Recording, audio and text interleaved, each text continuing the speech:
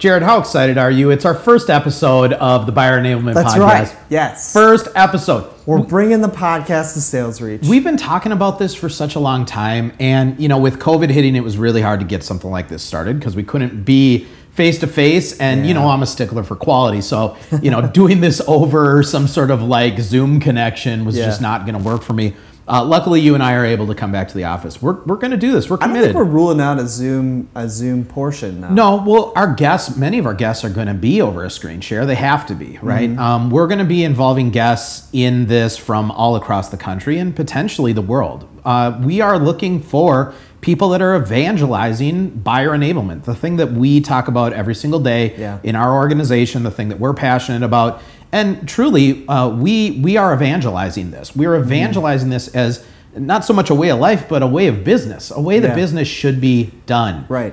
What is so fun about talking about buyer enablement is that it is kind of it's the forgotten element that so many companies just haven't focused too much of their efforts on. They've been focused, they've had so much focus on sales enablement and sales and marketing alignment. And we never say that those are not important things. Those are incredibly important things.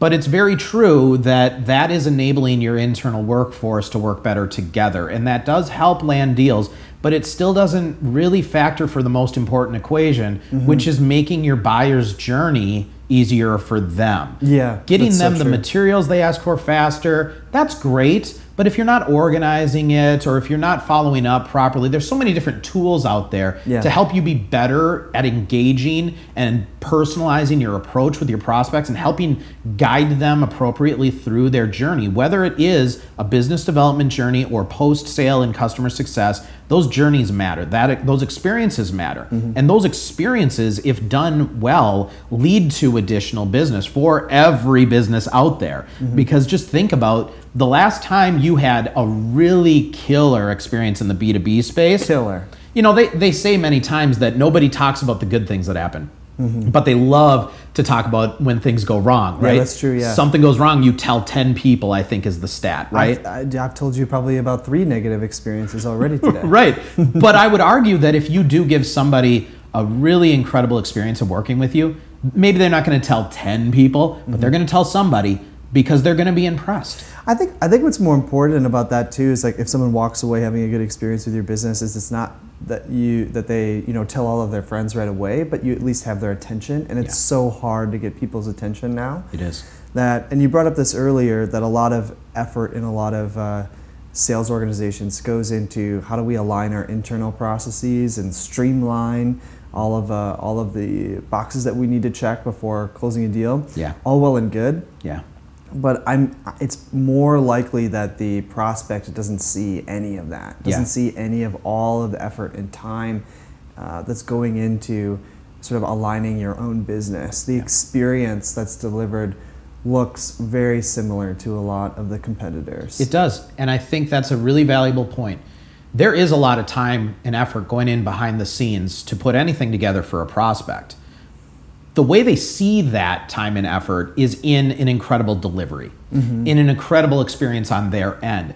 I've seen many organizations that spend a lot of time putting things together, but still the delivery is not there. The delivery is not impactful. The delivery does not make them feel like they were put at the front of the list of customers that we want to be engaging with and making sure you're happy and moving to the next step. And that's a really, really big miss, but where this all starts from, and something that is very important to us right now, something we're talking about right now, is hiring the right people. Hiring sales reps. Yeah, our first rep. That can deliver those experiences. Yeah, and we're having the conversation internally at our organization about making our first sales hires, and it's a stressful thing. And so for our first guest on the Buyer Enablement Podcast, we were kind of going out into the world, looking at the people that we connect with on LinkedIn and share information between. And number one guest that came to mind was Todd Hockenberry. Yeah. He's a good friend of our company's. He's a good friend of many of our friends as well. He's co-authored a book with our good friend Dan Tyre from HubSpot. Very knowledgeable person. Not only does he have a business that helps companies with buyer enablement and sales enablement, but he also is a consultant for sales teams as well, helping them do better in their role. So I thought, look, if we're going to have our first guest, we should reach out to somebody that can maybe help us with some of our immediate challenges we're having right now, but also bring our listeners some value around buyer enablement and some of the things that he's doing. Yeah. So why don't we cut to that episode right now and invite Todd Hockenberry into the show? Yeah, so for our first guest on the Buyer Enablement Podcast, our inaugural guest number 1, the big uno, that's going to be Todd Hockenberry. He's the author of this book, The Inbound Organization. I was on his podcast a couple months ago, pre-COVID. We had a great conversation about buyer enablement. So when we were starting this up, we knew that we had to have him on. He has an organization in Florida called Top Line Results. Buyer enablement is exactly what that consultant group does for organizations. And with this book, even though it's called Inbound Organization, it's truly a buyer enablement book. He's an expert on this subject and can't wait to share this conversation with everybody. And he also joined us on his birthday, so it was a really special recording, and we're going to hop in. So here is Todd Hockenberry. Wow, crushed it, one take. I don't know, is that all right? Yeah, it was great. All right, Todd, thank you so much for joining today. It's always fun to speak with you. I consider you a mentor, even though we've only had a handful of conversations, but I consider you a mentor because I read your book, and your book is absolutely incredible. And if anybody listening to this hasn't checked out Inbound Organization, this is not an infomercial for Inbound Organization by any means, but he wrote the book with Dan Tyre. I mean, it's a pretty big deal. So it's a great book, but regardless, I wanted to have you on our first official episode of the Buyer Enablement Podcast because in my life, there's only a handful of people that truly live and breathe this whole buyer enablement life the way I feel I do. And you're one of those. And so I wanted you to be the first guest. So thank you for joining. You're welcome, Josh. It's an honor to be here anyway, but to be the first guest is doubly so. And I will do my best to bring the energy and the insight and make this a memorable podcast. Yeah, no, I love it. And I just want to, leverage this time with you as effectively as I possibly can, because I do consider people like you that come into my life a mentor almost immediately, right? When I find somebody that has experiences and knowledge like you do, I just put them in my back pocket, call them a mentor, and I reach out to them when I have a question. And there's one thing that my business is currently going through right now that I think that you're going to actually be able to shed some really good light on for me. And that is, we're in growth mode right now. We need to double down on sales. We're a sales tech company, so hiring your first salesperson for a sales tech company, that's a really hard thing to do. Not to mention when the founder of the company, myself, is a salesperson, right? So I'm looking at people probably a little more critically than most companies do. But with some of the startups that you've worked with in your life, right? Some of the companies that you worked with in your life, when they're looking to grow revenue, bring in their first group of sales talent, what are you helping them look for? What does a good first salesperson look like to you? I would actually go before I actually bring a person in. I would want to see a few things in place first. Again, some basic things. Is your value proposition well defined? Does it make sense, right? Have you done the work on the customer side to understand from their point of view what you do, how you help them, how you improve their world? Or are you just going to turn over something that's, hey, here's this product, go sell it? Or is it going to be, here's a problem in the marketplace, here's a definitive issue that we can address, here's the value prop, here's the ROI, here's the stories, and give the salesperson, any salesperson, something that, number one, they can believe in, right? That they can buy into and get behind, and that your customers and your targets are going to buy into, or your target customers. So I'm going to really make sure that's in place with anybody that I work with first before they go out and reach somebody, because I can get the best salesperson in the world, but if I don't have that other stuff figured out, they're going to spin their wheels. They're going to get mad. They're not going to buy in. They're not going to, the salespeople have to be passionate. They got to believe, they got to get the mission. So we're going back even farther from value prop. Go back to the mission of the company. Why are you here? Do you have a really defined mission? Do you want to make a difference in your world, your niche? Or you just want to build another company? You consider yourself an entrepreneur? Is it vanity, right? We see a lot of that with founders. It's about them, or it's about a shiny new technology that they love. And it's not so much about the customer. So again, I'm really going to dig in and make sure that stuff's in place first before they invest in salespeople, because I don't want to waste their time, because we all know, right, that if you hire poorly, if you do a bad job recruiting, if you do a bad job of taking care of your employees, they're going to tell everybody else. It's going to be online somewhere. You're going to get trashed. So as a startup, you can't afford that. And you can't afford the misstep. So before I even get to that person, I'm going to get to those things first. Now, when you want to talk about finding the right people, show me, don't tell me. Show me. Yeah. And you know, I'm to the point now where like I'm working with a client just today on a marketing hire, and it was a content heavy marketing hire.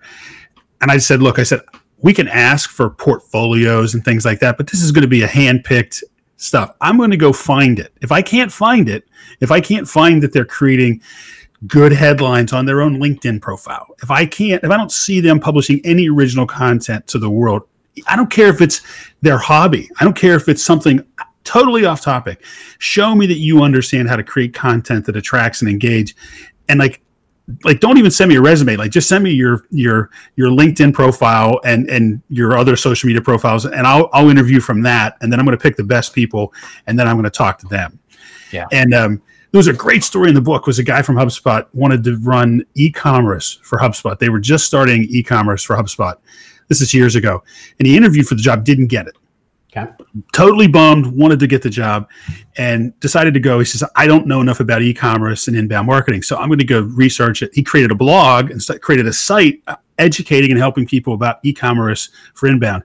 2 years later, they were reading the site. They were watching the site, and they were like, this guy's great. We got to hire this guy. They called him and said, we need you on our team. He's now a HubSpot senior guy. There you go. That's how it should work in today's world, right? When I hear somebody say, I want to go find a job, or somebody needs to give me a job, just think about that language, right? I want to earn a job. I want to attract the right employers. I want people to come to me. That's in the book Inbound Organization about recruiting, right? You want to attract the right people. You want to attract the right candidates. Yeah. And so again, I'm going to try to flip this around and try to attract the best sales candidates. And the ones I'm gonna look, and the ones I may go reach out to are ones I want. I'm gonna go pursue people in this space. Yeah. So, you know, if I'm looking for somebody that wants to work for a roofing contractor, I'm gonna go search and look for people that are publishing that have gotten excited about roofing contractors. Yeah. And for those folks out there that think that's too niche, you're wrong. I got a client of mine as a guest on a podcast today that is 100% dedicated to assisted living and nursing homes. Yep. A podcast. So it's a niche. So there's avenues out there for all of you, and to find the people that are in your niche doing what you're doing. And again, to me the resume is dead. I don't believe a thing on it, and I want to see it. That was a long answer for your first question.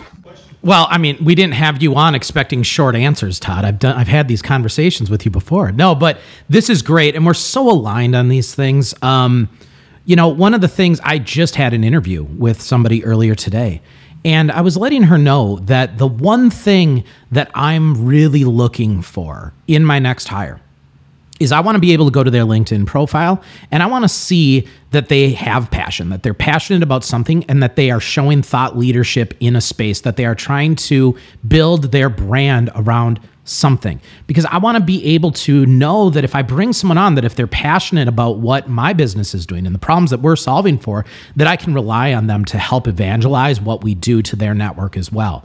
And it's really hard for me right now. That's like the number one trait I look for in a sales professional right now, is the ability to think like a marketer, is the ability to market themselves, and the ability to tell a story about what they do and the value they bring to the world.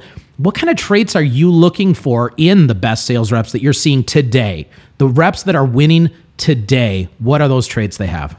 You know, this is going to sound so squishy, but empathy, right? The ability to put yourself in somebody else's shoes. Yeah. And again, in the old days, 4 months ago, you could walk into somebody's office and be a salesperson. And again, I know software and a lot of SaaS products are all online. So you know, I grew up I drove around the country and made sales calls and got on planes. Right, that's how I grew up.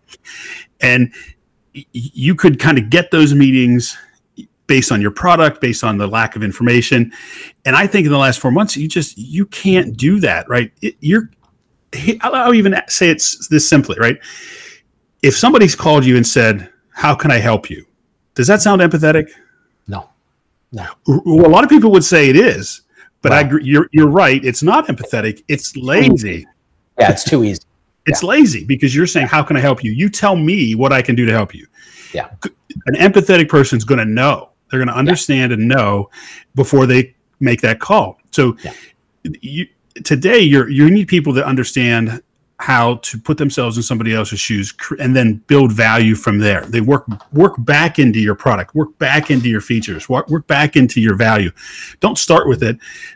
We still get it. Like I take cold calls. I love to talk to salespeople that cold call me. I always take them and I listen and I just want to hear what they're talking about. And it's like, nobody does it well. Like I've never had a really good cold call that somebody makes me go, yeah, I'm interested. I got to learn more. Right? It's usually well, I don't want to get into that, but it's to answer your question. It's somebody that can really think. So you need obviously to be. I want somebody that has some experience, that has broad experience across a lot of areas, that can think, put themselves in somebody else's shoes, understand what a business person's going through. Because you might have people right now that are just trying to survive. Yeah. But on the other end, I've got clients that are really thriving. They're killing it. My biggest client had their best month ever in June. Well, and what are they doing? What are they doing different than companies that aren't having their biggest month? They're doing this. Like they hired us, number one. I'll pat myself on the back.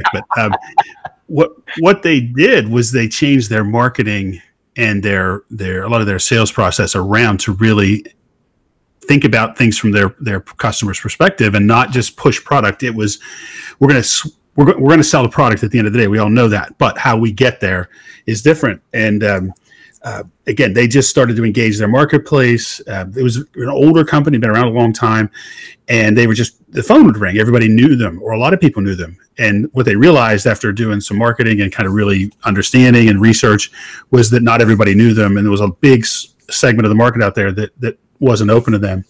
And by coming at them with an empathetic, helpful perspective, they were able to get an audience, and boom, took off. This is the thing that I love about.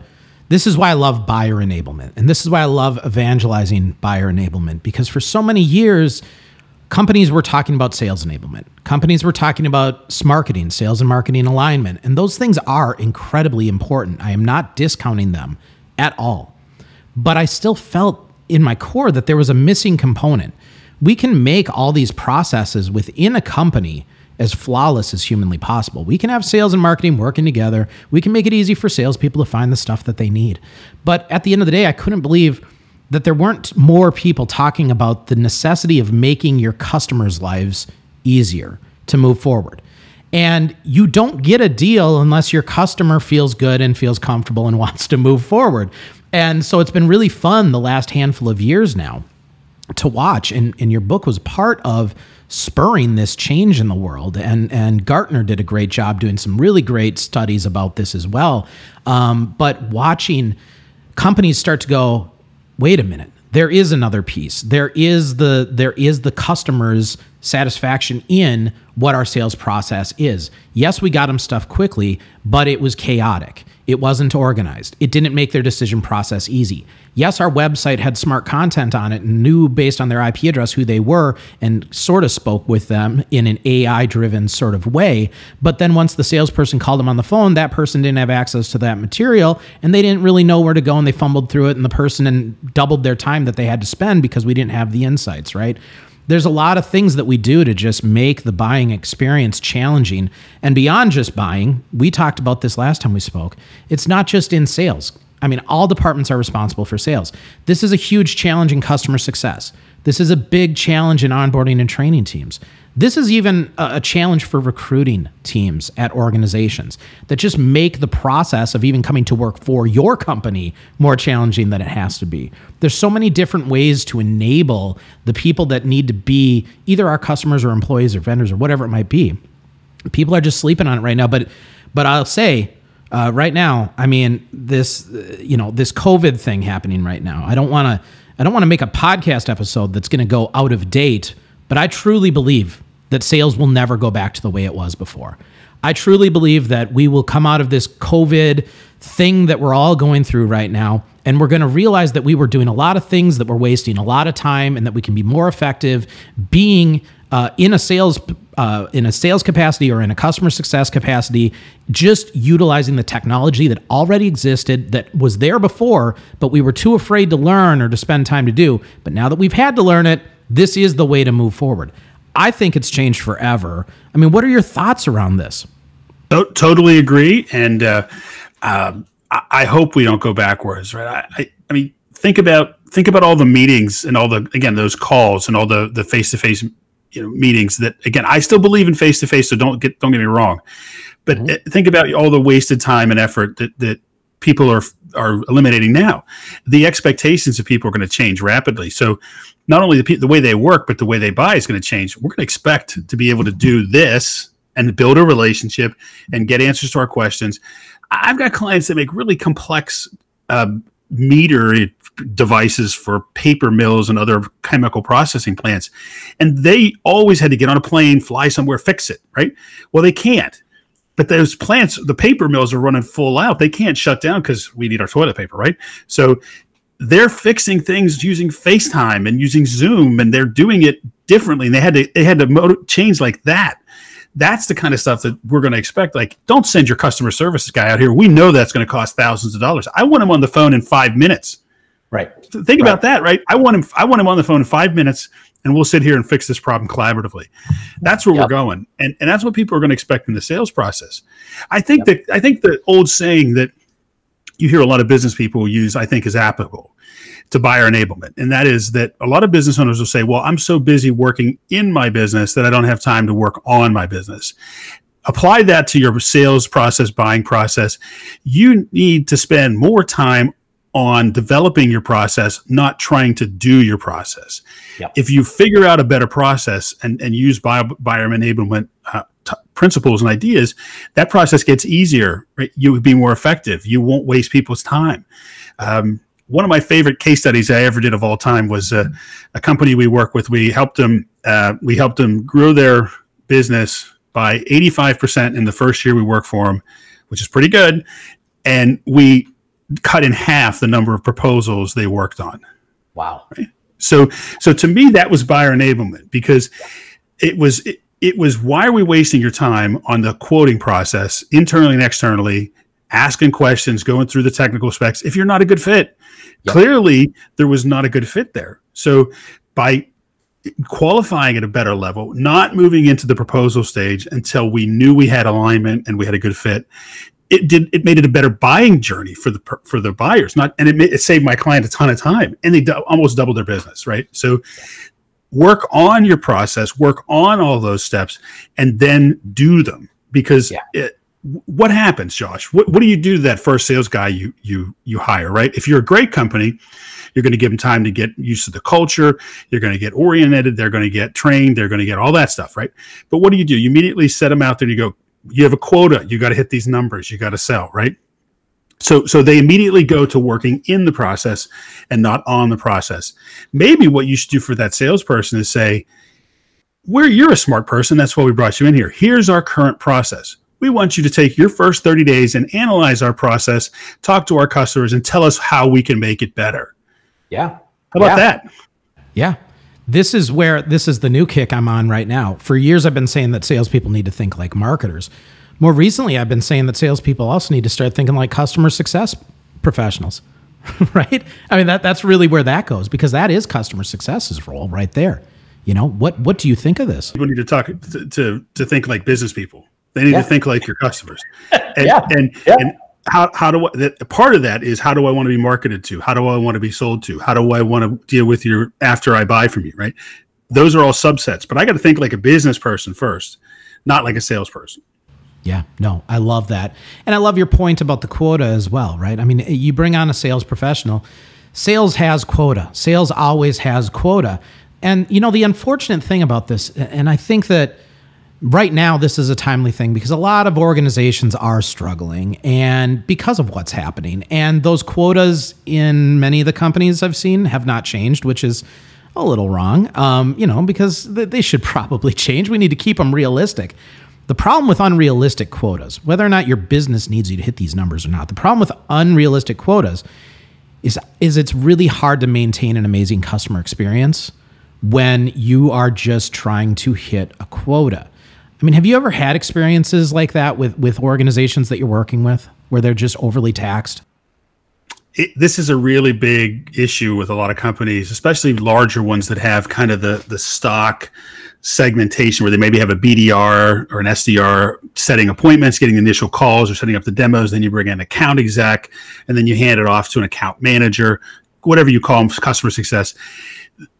When your structure in some ways is going to dictate those quotas and your numbers driven because it's all handoff driven. Like is the BDR tied to revenue and customer success, lifetime value? Are they all tied together? Or are they just tied to getting meetings? Right. So the way you structure it can push you into certain metrics and quotas that don't really reflect anything with your customers. Here's what I would challenge you. I would say, figure out how to create quotas that your customer would say, I want you to do that. I'm happy that you did that. I'm happy that you solved this problem on my side, right? It's hard because it's easy. It's easy to say number of calls, check a box. Number of deals set up, check a box. And number of demos, check a box, right? So, but I'm looking for success, right? I want less demos. I want less quotes. I want more success. I want more sales. So I'm going to, and so do your customers, right? Because what does a sale mean? The sale means to you one thing. To them, it means problem solved, ROI gained, value received, fear relieved, competition beaten, possible loss avoided, right? These are the things that they're getting. So tie it to that, right? Tie it to, maybe you have some anti-quotas, right? Maybe you say number of prospects disqualified. How's that? Because guess what? If I'm disqualifying prospects, I got to really think it through. And I don't want to disqualify prospects, right? I want to get a meeting, right? So I'll push and I'll squeeze them in and get that first call or that demo. But if I disqualify them, right, that's hard, right? So maybe think about it a little from a backwards perspective, and maybe your quotas will be a little bit more customer friendly.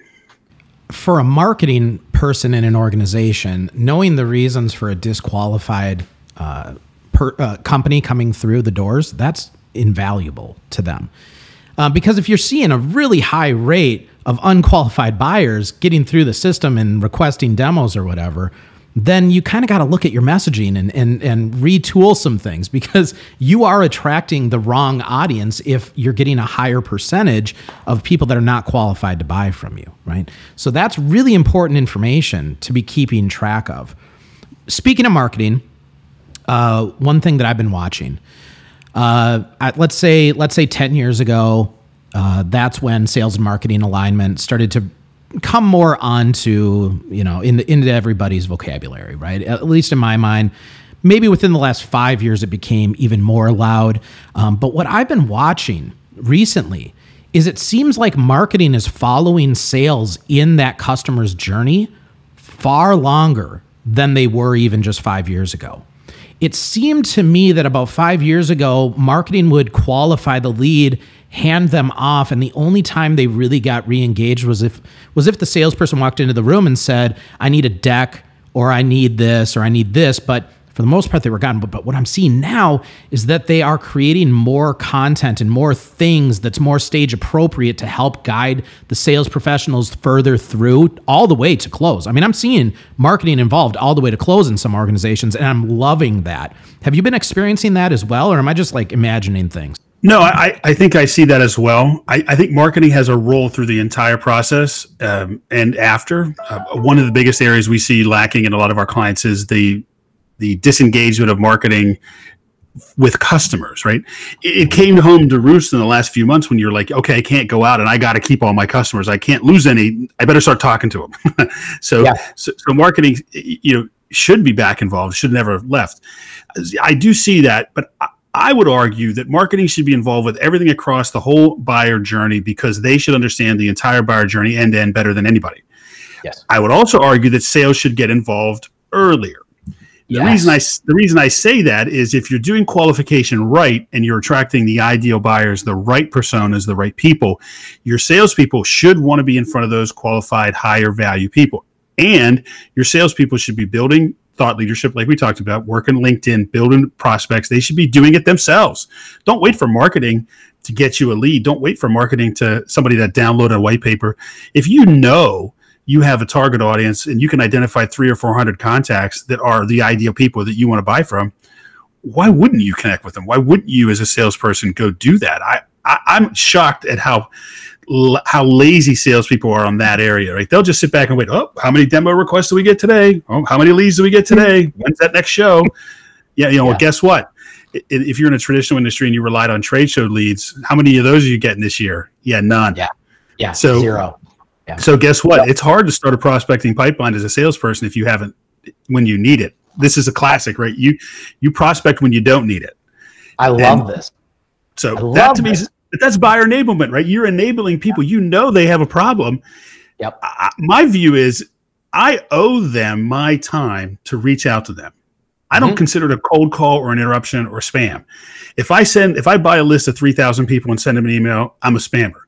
But if I identify you on LinkedIn and I say, you know what, I help companies just like yours and I got a track record and I could kill it if I work with you, I owe it to you to reach out to you and tell you in a helpful, friendly, non-salesy, annoying way that, hey, here's who I help. You seem to fit that model. If you're interested in having a conversation, I'd love to talk to you. And by the way, here's 5 free things I'm going to give you that will show you that you can, here's how you solve these problems. You don't owe me anything. If you're interested, I'm here, right? I owe you that. So I'm constantly shocked at how few salespeople really do that. And they want the marketing department to do that for them, or they want somebody else to set up those initial calls. Don't do that. Sales should be involved early. Sales should be involved earlier, and marketing should be involved longer. How's that for my principle for today? It's perfect. I 100% agree with you. And I think, look, here's the thing. COVID forced a whole bunch of sales professionals that have been sleeping on digital technologies that they were afraid to try into trying them. It forced them. They had to. They had no choice. They were either going to miss their quota by a mile and get slaughtered by all the other people in the office that were using these digital tools, or they just had to embrace them and start using them. And for the most part, I think that a lot of them that started using them started seeing a lot of value right away and started learning that they weren't as scary as they thought they were, which was great.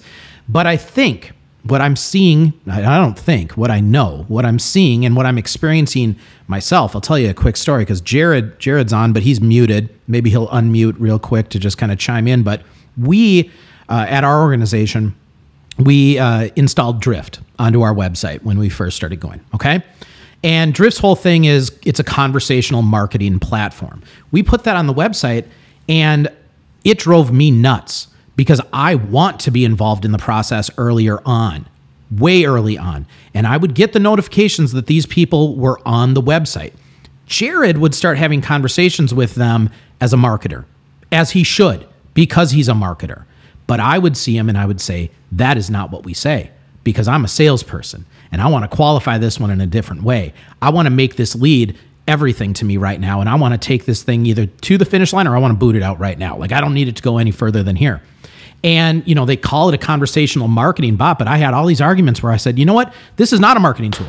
This is a sales tool as far as I'm concerned. If this person's on my website and they want to talk, I want to talk to them as well. This is a sales lead right here. I'm going to take it right here. But how many salespeople are sitting at their company right now monitoring the bot that's talking to customers coming on the website?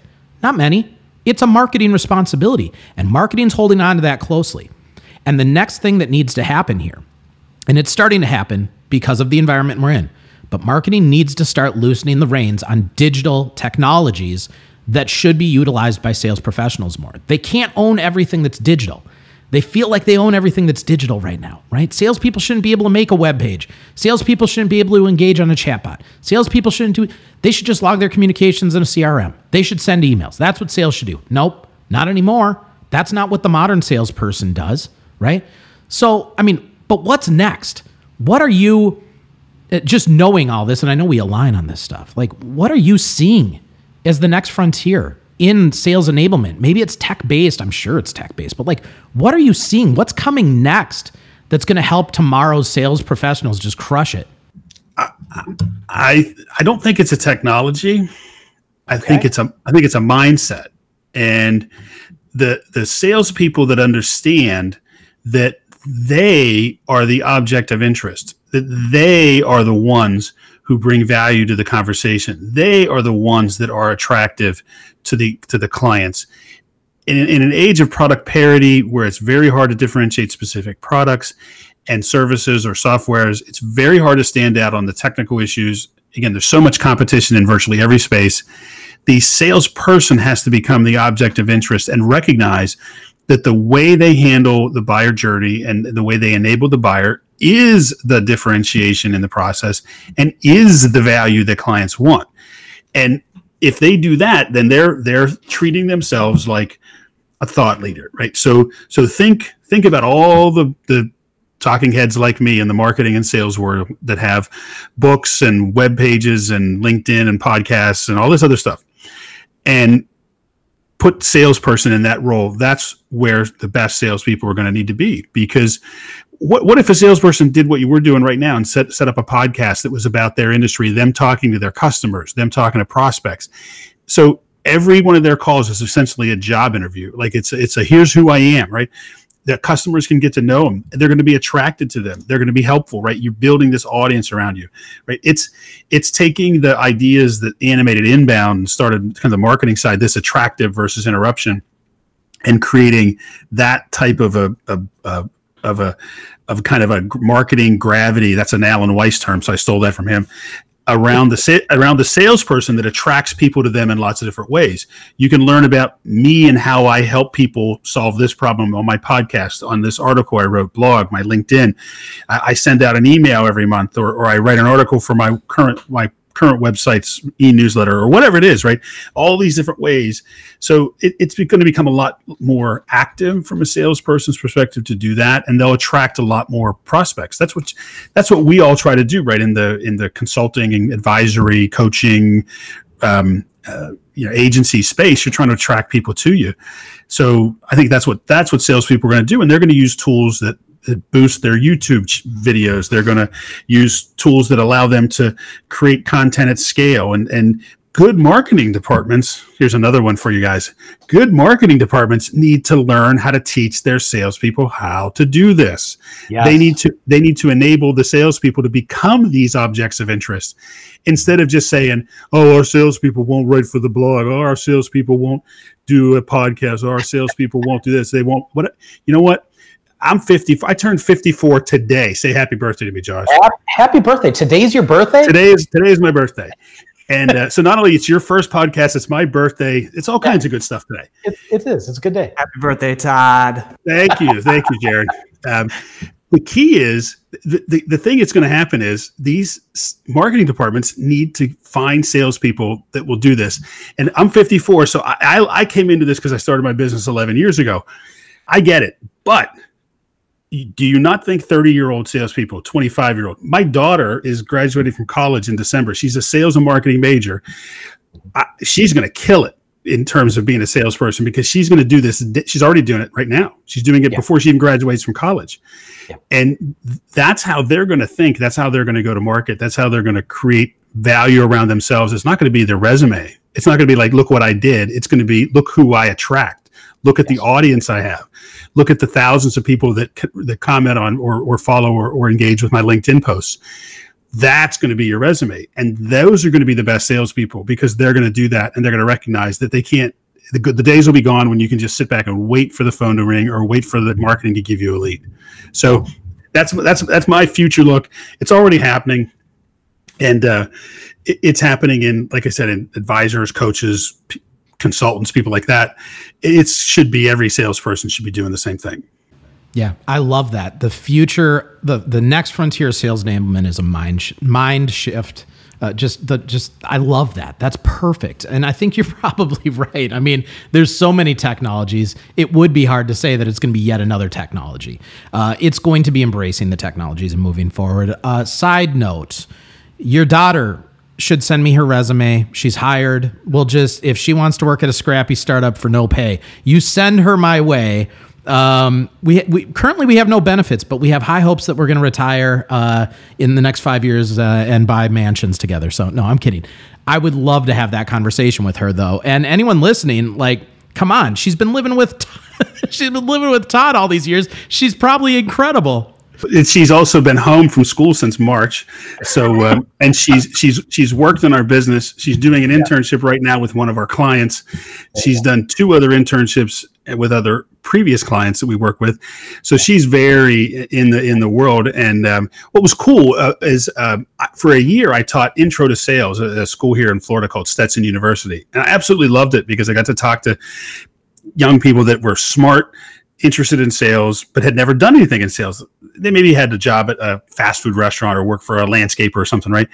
Yeah. And it was interesting to come at people that really didn't have a lot of preconceived notions or bad habits around sales and really understand it. And I'm actually doing a podcast with her for my podcast coming up where I interview her as a young pre-salesperson kind of person. And it's going to be interesting because I think that's the future. It really is. Yeah. Because sales won't be a job. It will be I don't find the right word. It's, again, I mentioned coaching, consulting, advising. All those roles fit into a sales job. And the people that view themselves that way are going to be the ones that win. So I love it. And I'd be happy to give you her LinkedIn profile. Yes. I need to get connected. And, this goes back to as well, I mean, with the next frontier of sales enablement being just a shift in the mind, I would say that the next frontier along those lines as well needs to be a shift in the mindset of people in organizations that are not in sales roles towards people in sales roles. Because many times companies have this idea that once the sale is won, the salesperson should never again get in front of that customer. And it goes back to what you said earlier. That salesperson, if they're doing it right, is not a salesperson. They are a strategist. They're helping. They are advising. They are a consultant. They are trusted. And that is why that person signed on the dotted line. That is their safe place now. Once they've signed on the dotted line, that sales professional is their safe place. And if there's an issue, and there's many times issues right after they hand over the check, that's the most stressful time for any company. Is like, I just gave you all this money. Don't let me down. Oh, you're starting to let me down. Where's my sales rep? Oh, sorry, you can't talk to your sales rep. Now you're talking to just customer success. We don't involve sales moving forward. That's a problem. And I think that there is this misconception that sales is this dirty, we're gonna rip you off somehow. We're gonna somehow figure out how to charge you twice as much as you have to pay for this. We're gonna hit quota just based off of this one deal on you, right? That's not the way sales professionals today act. Not good ones, not the ones that you want at your company. And I think we need to shift our minds in how we feel about salespeople as well, because they're critically important. So many people are responsible for sales, and sales is not a dirty thing. You have to sell because people have to buy. Somebody has to sell if somebody's going to buy. That's just the way it works in the B2B space.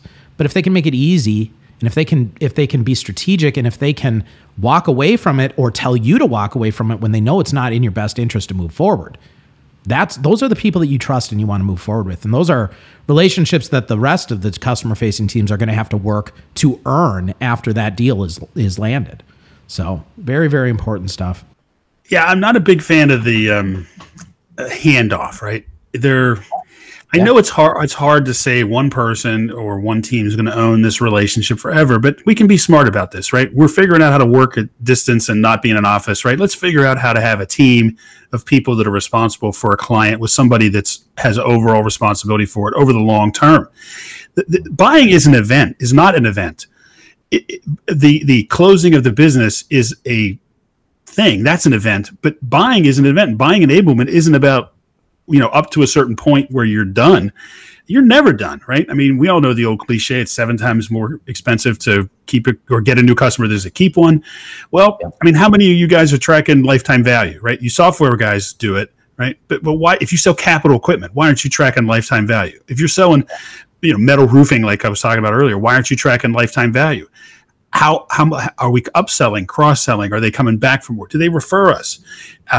These are all things you should be proactively, intentionally working on, and not just kind of saying, oh, we're on to the next one, right? Let's keep helping and keep enabling them. Because again, buying is a synonym for solving, fixing, return, value from their perspective. It's the other side of it. And from your perspective, so those things from their perspective are never done, ever. Yeah. And that's why customer success is so important. And I think traditional companies need to think way more about customer success than they do. Too much focus on service, which is a reactive thing. Hey, when they call, we'll be here. We have 24/7 service. It's like, yeah, I don't want that, right? I want to know you're there. It's like knowing my doctor's there, right? Or here it is. It's the difference between the emergency room and your proactive health plan with your physician, right?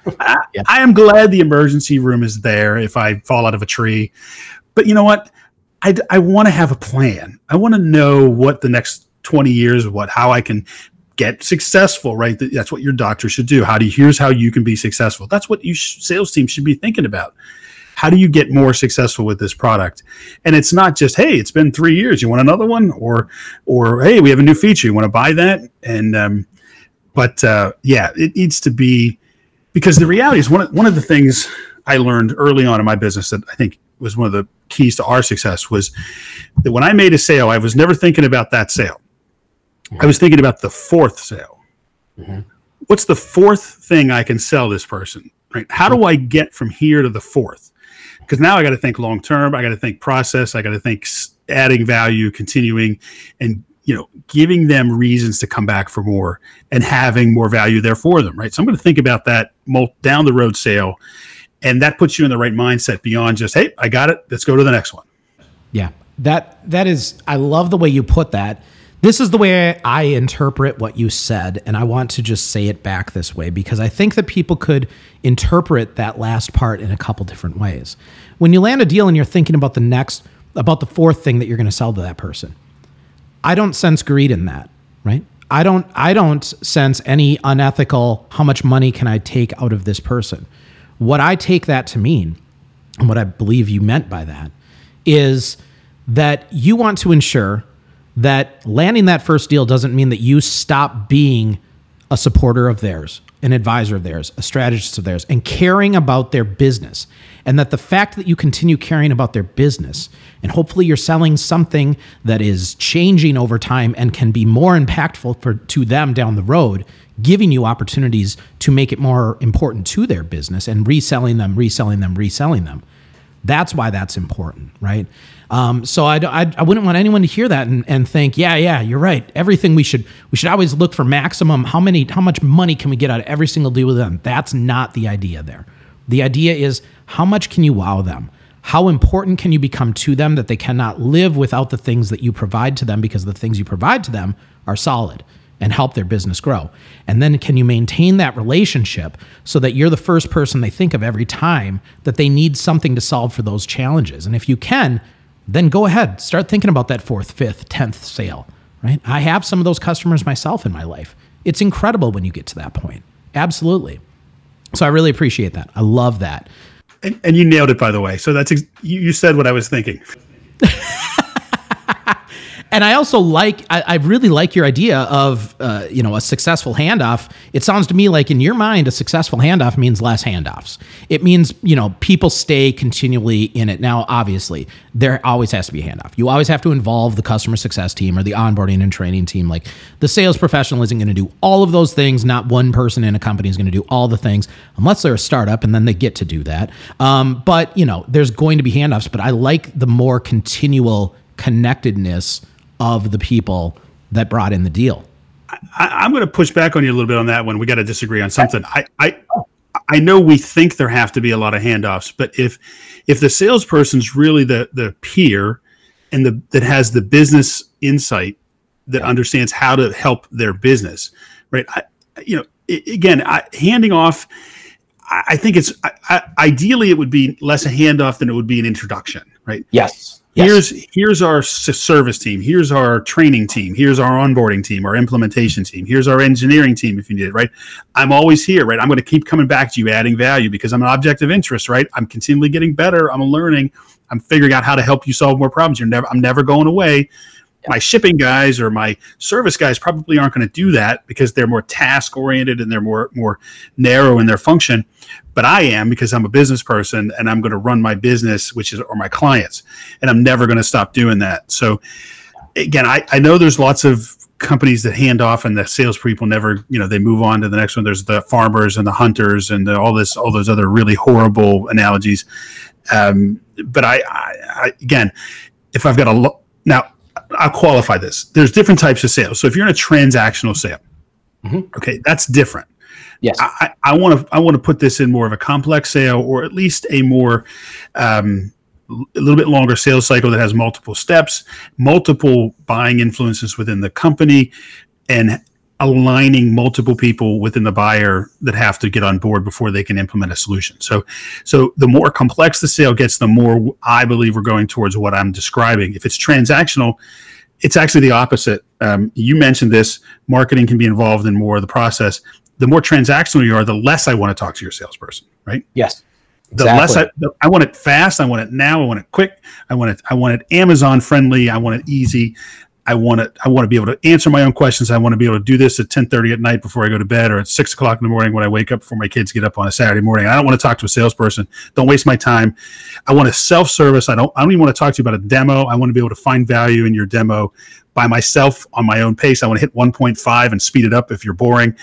I want to do this all on my own. I want to read testimonials. I want to go see the ratings and reviews, and then I'm going to make a decision. Yeah. The challenge for a lot of companies is what used to be considered transactional or more complex is becoming more transactional because people allow it to.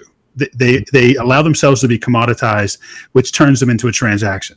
And a commodity can be a very expensive, very important thing, but if it's commoditized, then I want to do it digitally on my own pace. But if I don't know how to get from here to there, like if we're talking about, again, like what I do, right? Where I help companies figure out how to build a buyer enablement system and how to grow their business and come. It's not something I can just hand them. It's not transactional. It's many steps, many pieces of the process. Takes time. It's complex. There's a lot of things, pieces and parts to it. So that sale takes more time, and you want those salespeople to stay with that. So I think you have to know where you're at in terms of that kind of continuum between transactional to complex, and then you adjust accordingly. Yeah, it's so great. It's not a handoff, it's an introduction. And just to clarify, we are completely aligned in that. That is how we run our organization here. I was just trying to say what I thought you were saying. We're completely aligned in that. It's beautiful. You come up with a snappy word like smarketing. I don't know what that. I don't know. I don't know if I can do that. I don't think I'm capable of that. I used to be a musician. I had bands, and the hardest thing for me was always naming bands. I'm not the guy that comes up with those snappy words. Coming up with the name of my current business, Sales Reach, almost killed me, and I almost regret the name of this business every single day. So it's one of those things where don't come to me for the snappy words, but if you think of one, I'll be the co-author of it with you. That's fine. But Todd, this was awesome. Thank you so much for being our first guest on the podcast. And we want to have you involved in this more moving forward as well. This isn't going to be one of those podcasts where we have, all these different guests. We're going to come back to some of the knowledgeable guests time to time. So be expecting us to reach out to you down the road as well, to have you involved in more things moving forward. Can't wait. Would love to do it, Josh. I love what you guys are doing, and believe in buyer enablement, and clearly believe in helping people by sharing information this way. And I hope your audience found some nuggets in here that they can use. So what I will say too to end this is the first person to cold call Todd Hockenberry after listening to this podcast. We got to do something nice for that person. I hope somebody does it. You said you take cold calls, so I'm hoping somebody does it. Well, your people aren't going to like it. So here, Josh, here's a typical cold call. So what is the typical thing the cold caller says first thing on the call? What do they firstly say? How are you doing today? I say, you don't really care. Do you have 5 minutes? Do you have 5 minutes? I say, you don't really care how I'm doing. No, I do care. I care deeply. No, you don't. You don't know me. I know all about you. No. Or here's my other favorite. They'll say, "Is this Mr. Hockenberry?" And I'll say, "What's the name on your call sheet?" Right. I just want to. Can you say something in like 7 seconds that gets me interested? Right. Yeah, hey, we'd like to talk to you. But you're gone. Done. Don't even start there. Right. Yep. We'd like to is a horrible way to start the cold call, right? No. We don't care about you. We don't need to start that way. Yeah. No, and don't even talk about me. Talk about my customers, right? If you can make that first sentence about my customers, now I'm listening. Exactly. There's the tip then. So if anybody does this, make it about his customers. Find out who his customers are. Make it about his customers. If you get a good cold call out of this, please let me know. I just want to know. Thanks for being on. Have a great rest of your day.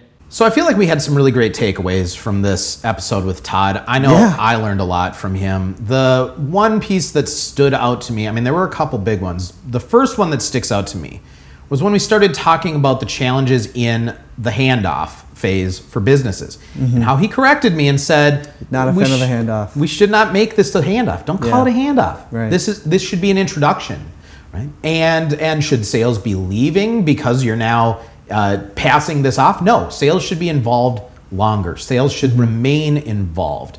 I loved that he said that. His comment about forecasting what's the fourth deal I'm going to land from this customer that I brought in was spot on. You're not going to get to that fourth deal if you hand it off after the first deal, never to be seen again. Yeah, it's a great way to look at not only just like a deal, but like what does a continuing relationship mean? Like they may be interested in this first offering, but like what is the future of this business? What is the future of this person? Yes. So that we can maintain the relationship. Obviously there's a revenue incentive there as well, but like that's what customers want now. They don't want to constantly, look at all of the options, compare all of the papers, listen to all of the consultants. A long-lasting, trusting relationship is so much better than having to shop every single time. And I think that's what Todd was saying about the handoff, which is not a handoff. You're still around. You're still an advisor. You're still a guide. You're still there. You're still checking in, because there are obviously more incentives from a revenue standpoint, an upsell, a cross-sell here and there, but the relationship is the most important thing. Yeah. Jared, what about the part where he was talking about the shift in mindset? I really thought that was a powerful moment. Yeah. You've heard me say so many times that salespeople need to think like marketers. He went even further on this one. I mean, he's saying sales reps need to think like strategists. They need to think like business advisors. They need to think like customer success professionals. Like he just went on and on and on. Yeah. What did you think of that? Well, I thought it was a really interesting question because I think the way that we asked it, we were half expecting like, well, AI or machine learning or blockchain is going to change sales and something.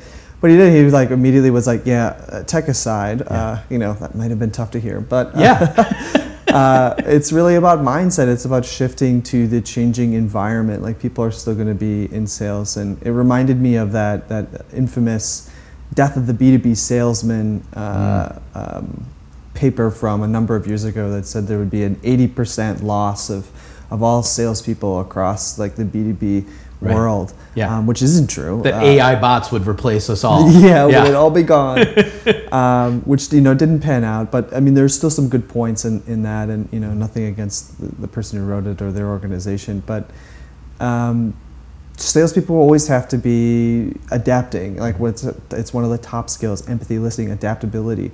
And I think that's what Todd was emphasizing in the interview was being adaptable to the environment. And not focusing so much on new tools or new technology to solve the problem. Yeah, and I think at the end of the day, we've heard so many experts say that at its core, what the function of sales has not changed.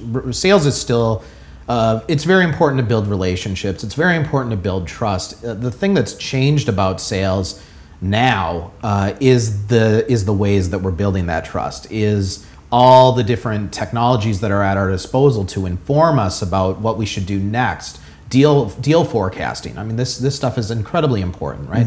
The personalization that's come into the sales process, whether you're utilizing video or if you're personalizing your outreach by building your thought leadership in your personal brand on channels like LinkedIn and using that as your pipeline generation strategy. There's so many things that have changed, and that's part of the mindset shift. The part that I see needing to change as well, and we mentioned this with Todd, is organizations themselves really do need to start thinking of salespeople differently than they do today. And I think I went into it far enough in the show that we don't need to drag that on any longer here. But it is very true that organizations themselves have this idea of what sales's role is in their organization. And it is a 10-year, 20-year-old, 30-year-old idea of what a sales professional does. It's not what they do anymore. And if you confine them in those beliefs to them being just that, you're going to lose business. Other organizations that have embraced more of the modern buyer ideas and the modern salesperson methodologies are going to beat you every single day when you're going after that business. So it was great talking to Todd, and just, look, me and him are on the exact same wavelength. So there really wasn't any disagreeing or bantering. I look forward to building out this podcast and finding some guests that maybe we disagree with. Wouldn't that be fun? Someday we'll have a great debate. We'll have a CNN moment where we just have two talking heads going back and forth. Yeah. That may be episode 10. Yeah. So we got to get some. If anybody heard this first episode, it's like, that Josh is full of shit. I want to get on there and argue with him. Reach out to me, please. I want to have that debate. I would love to. Yeah, for sure. Well, regardless, I hope everybody enjoyed listening to this first episode, and we'll be back with our next guest. It's a big one. Ethan Butte, Bomb. Yeah. Good guy, super knowledgeable about video platforms, using video in sales, better personalizing the sales process. He's a very good guy. I've been on his podcast as well, so I can't wait to have him on. But thanks everybody for listening, and we'll talk to you again soon. Bye.